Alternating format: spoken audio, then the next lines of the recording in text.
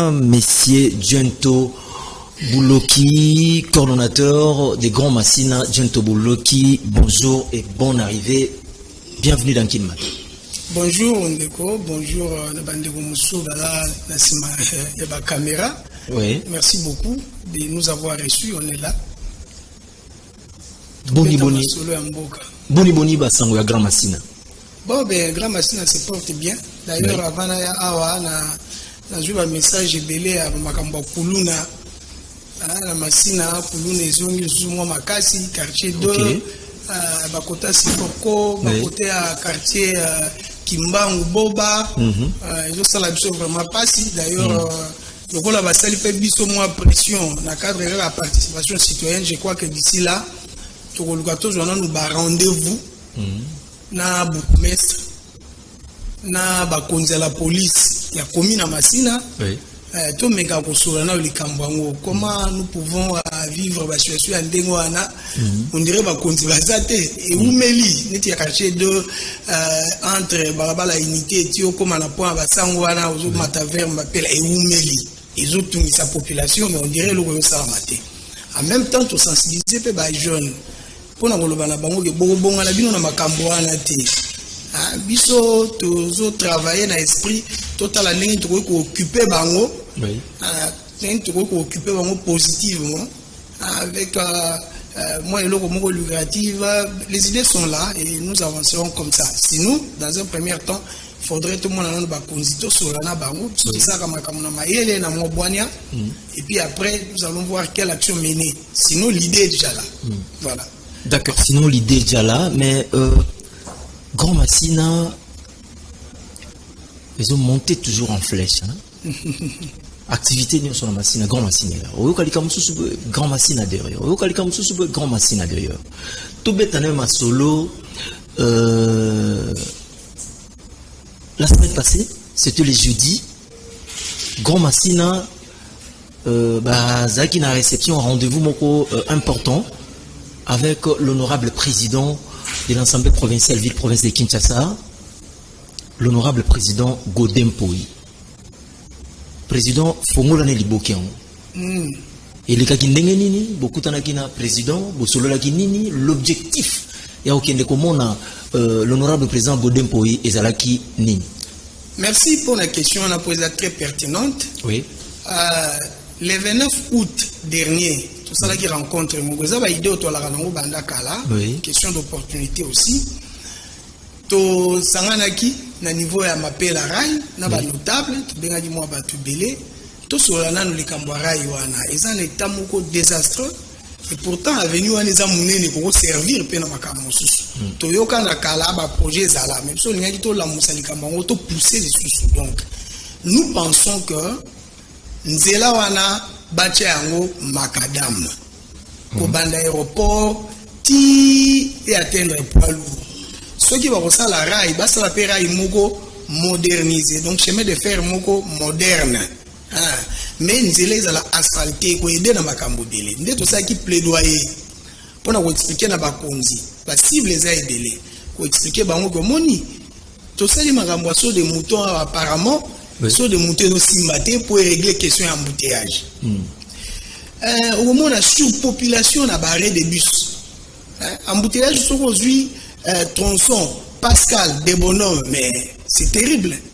Alors, surpopulation, on a barré des bus, on a battu belé. Ça pose aussi un problème de transport en commun. Sérieux? Nzela wana nzela bien, ils ont insalubre, impraticable, etc. Ceux qui va salir, on a balabala. Ceux qui vont macadam, ça peut aussi régler et développer ces points-là. Massina. Nous allons servir Karabana Massina et vous servir Bana ya Congo Mobimba. Bana ya ville Kinshasa Mobimba. N'a pas expatrié. Pour moi, c'est pas sérieux. Le chemin de fer, négliger le chemin de fer. Je vais vous dire, pour conception de Massina, c'est difficile. Très difficile. Chemin de fer, d'abord, ça va pour les marchandises, ça va pour la bateau. C'est vers les années 80, 78, 70, 80, donc fin 70, 80, que bourgmestre, Léon Tobin, commissaire de zone, Yanfou, Mboumi Kabemba Sylvain, Nde Motoasenga Mobutu, babanda pe komema bato à travers gouverneur, si je ne m'abuse pas, il va la vie Mandou Boulaniat à l'époque. Il m'a dit que non, il va komema bato. Mais il va faire ça comme machine Chine populaire. Il m'a dénommé en Chine populaire. Alors il y avait ce problème-là. Transport, ils allaient payer de l'autre. Non, il m'a bato. Mais ça, il m'a pas komema bato. Vous comprenez? Mais toujours pour ça, on va bouler sur les cas. Ferraille wana ibele ama bende wana na ba epoko ya biso, mais c'est pas sérieux. Yango biso to sengi ba longo la biso ma bende wana ba sala nzela soki ba kosala rail poza pe loko ya mabete espace ko mona nango ba sele loko moko moderne loko moko ya propre.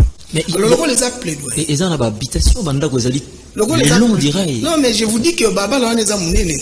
D'ailleurs na masolo to alaki nango ba lobi rayo na ita ozali soki bazongisi très banda ko na biso ko kwea pourtant très les banda ko ningana ozomona donc approche la biso ya mwana to bai to ça la plaidoyer to mona ba konzi le gouverneur de la ville to mona le président ya assemblée provinciale to mona ministre national ya transport parce que on a très impliqué du fait ya rail. Tout le monde appelle ministre national de l'infrastructure, etc., etc. Donc, au moment où je vous parle, je crois déjà déposer les lots dans l'Assemblée nationale, plaidoyer. Il faut que gouverneur, ça je l'ai dit, pour s'intéresser plus directement dans le gouvernement, dans l'institution provinciale. Parce que nous estimons que balabala wana lokola balabala eza d'intérêt provincial. Ce que article 203 ya constitution na biso eza clair na point 21. Pour bato bakoloba non ils ont relevé na institution nationale non na cadre ya ba compétences concurrentes. On a pesa matière na cadre ya ba compétences concurrentes. En tout cas masolo wana eza masolo batikela ngo province. Mais ce que toujours senga implication il y a un chef de l'État pour le lobby, et ça boulevard Fachi Bazosala. Et alors, on dit que la biso. Dénommé déjà. Et alors, on dénommé boulevard Fachi. Donc, alors, on dit que moni a malonga na mtuoti kala nao. Yango wana. Donc, ba lingi ko kosa ba président mboko po ba na ko kosa ba président le loté. Ba kosa ka Mobutu kaka bongo. Ba kosi Kabila kaka bongo. Yebe ba kosa kaka bongo. Biso to bendi. To lobby tala. Occasion yango oti ke lembokuna. Po changu ba kumisa kaka. Mais changu azo nyokwama to nyokwama wa 5 chantier nyokola biso na kotambola makolo o lisusu yawa o bacheki ba baso de mutu ta ba sa to nyokwami na kotambola makolo bo fongolela biso nzela wana so bolo makambo ala nga na conseiller na ngamboka boye na conseiller chef de l'état boye rama ba lobi mbongo ele kai kuna ebele na changu pe to agebele donc ba bendi biso pe mwa mbongo ebele na makambo wana na yo biso bazo ba 130 millions ba biso ba komi kuna ba desa bobendi mwa 10 millions bo salango so ikuna na rambo moni mbongo ngozana mobulu po faut pas contrôler boke na ba réserve comme ebele na waki eza soki 3 milliards 300 millions so bobendi mwa 10 millions bo pesi gouvernement provincial pour se relever la compétence na ye a conseiller la zone de la wana c'est pas compliqué. Donc, nous avons des démarches qui sont en si faut tout le monde a battu, nous sommes pour expliquer comment ma camboyo, pour ça intérêt à la machine, c'est vrai, ça va participer dans le développement de la machine, mais c'est intérêt à Mbouka. Donc, il y a un truc que mon président Godem Poyi, tout ça, il n'y a pas possible plus d'informations. Na o bango bazoka na kosala déjà na cadre wana ya lobaki mingi ba chemin de fer sur le binzela. Après, si tu veux l'information, le gouvernement central a pensé dans ma camouille à Bongo. Donc, le rôle est coutani, c'est ça va énergie qu'on avance. Le message est passé, un message important, dans Massina Balandi. Le mot de la fin, tout comme une souka qui matin ici. Le mot de la fin, on a remercié d'abord le président Godé pour une biso. J'espère que d'ici là, tout le monde a gouverneur. Édition journal télévisé. Je remercie qui peut honorable Nembalemba Junior. Oui. Parce qu'il a facilité qui biso.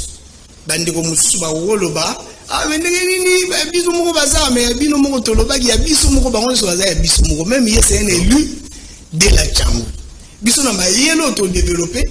Eza que moi na mboka il faut to koma na moment moko bato basangani toloba neti ba opérateur économique à Masina basangani ba na mikakatano moko ba biso mikakatano to sali moi projet il faut soutenir na ba élection moto songolo to soutenir moto songolo to cha espoir pour so ka binya défendre likambo wana yango biso to pesa déjà guana ba élu na biso to monio avec projet to monio na likambo songolo rendre service et junior Nembalemba a rendu service.